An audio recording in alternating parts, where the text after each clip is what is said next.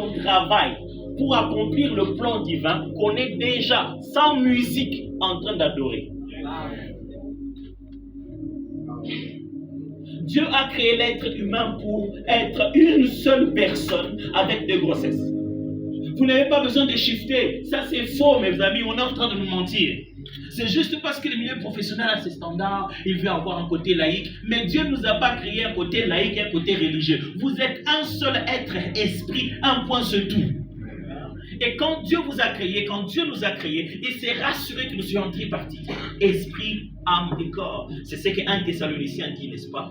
Je dis l'être humain n'est pas religieux et séculier. Il est qu'un seul. 1 Thessaloniciens chapitre 5 verset 23 dit que le Dieu de paix vous sanctifie lui-même tout entier et que tout votre être, je viens de dire être humain, tout votre être, virgule, il veut définir que veut dire être, l'esprit, l'âme et le corps, c'est ça ce que ça veut dire. L'esprit, l'âme et le corps, pas séculier et religieux, l'esprit, l'âme et le corps.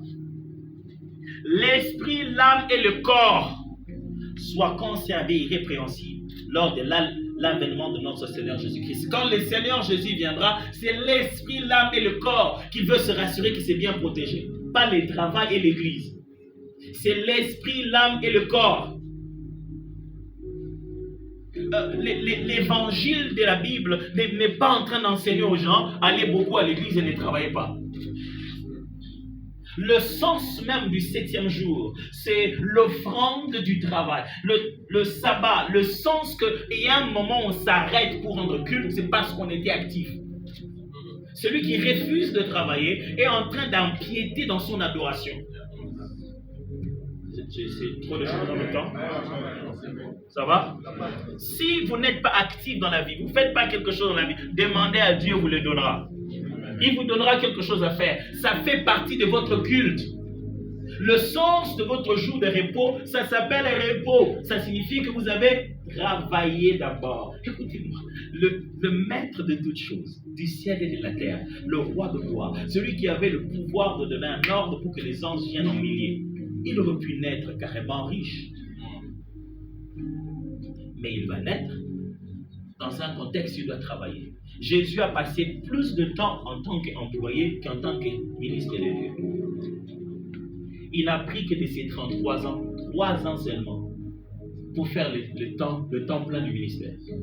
Tout le reste, commençons à partir de sa bar mitzvah, donc à 12 ans révolus. Tout le reste de ces années, près de 17 ans, il était, le mot qui est là en grec veut dire un assistant en bois en matière de chantier. Ce n'est pas menuisier seulement, c'est-à-dire il n'est pas seulement en train de faire des tables, il peut faire l'échafaudage pour que vous puissiez faire tout ce qui concerne le bois. Il assiste même dans les chantiers. Jésus a passé plus son temps comme ça. La tradition raconte que Joseph a dû mourir un peu tôt. Jésus a dû beaucoup travailler pour aider sa mère, pour les frères qui devaient venir après.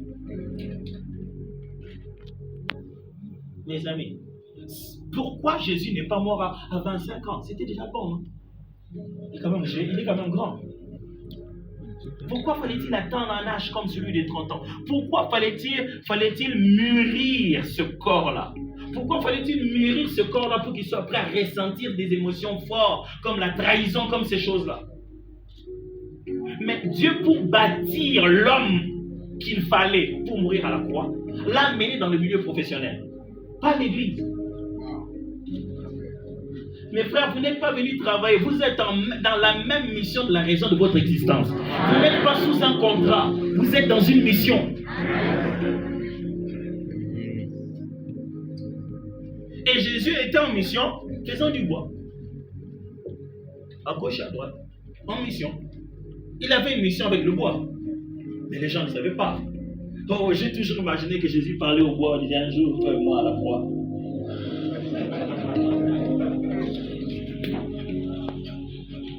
Frère, vous êtes en mission.